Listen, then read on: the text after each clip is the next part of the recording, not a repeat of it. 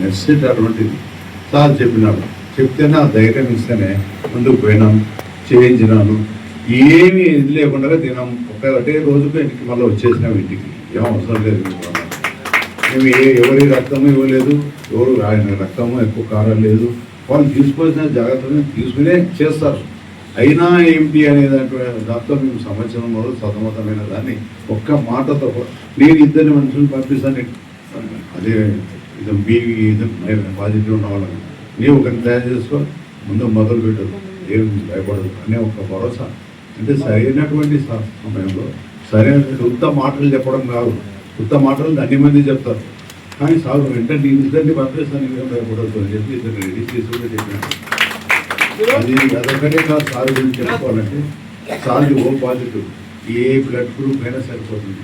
ఇప్పటికి 60-70 సార్లు తన వైద్యం చేసి తన వాళ్ళకే రక్తం ఇచ్చినటువంటి సంఘటనలో 60-70 సార్లు జీవితంలో వెయిట్ చేయదు. దానికోసం వెయిట్ చేయడం అట్లే ఒక క్లిష్టమైనటువంటి రకమైనటువంటి వైద్యం సందర్భాలు వస్తాయి ప్రజలు.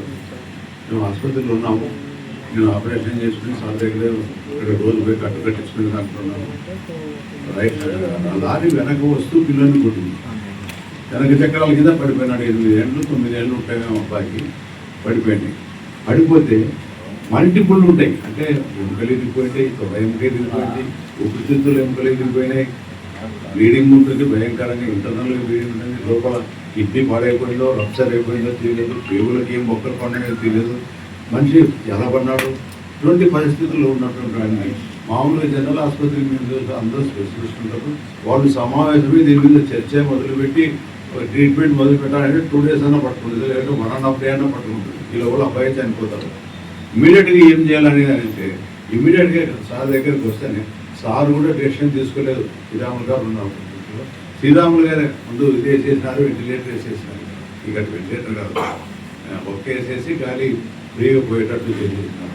చేసి సార్ అన్నీ చూసి ఇవన్నీ చేస్తా, మరి మీరు చేయించుకుంటారా లేకపోతే మీరు పెద్ద ఆసుపత్రికే పోతారంటే పెద్ద ఆసుపత్రికి పోతాం సార్. పెద్ద ఆసుపత్రికి పోయినారు వాళ్ళు. తర్వాత 3 రోజులు అబ్బాయి చేయడానికి వెళ్ళిపోయినారు. కానీ అది ఇక్కడ సరైన టైంలో వైద్యం అందింటే మా కండెదురు మేము చూసినాం. ఖచ్చితంగా బతికున్నాడు అబ్బాయి. కానీ వాళ్ళు ధైర్యం చేయలేకపోయినారు ఇక్కడ చేయించడానికి. ఇట్లాంటి సంఘటనలు 1 కాదు 2 కాదు, కొన్ని వేల మందికి ఆయన వైద్య వృత్తిని అభ్యాసం చేసినాడు.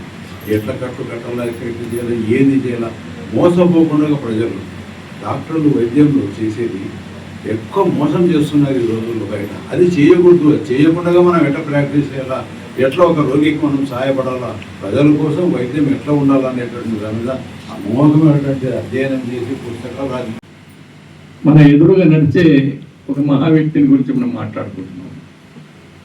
మనం ఎందరో చరిత్రలో పెద్ద పెద్ద వాళ్ళు పోయినారు, మనం చూడలేవాళ్ళం.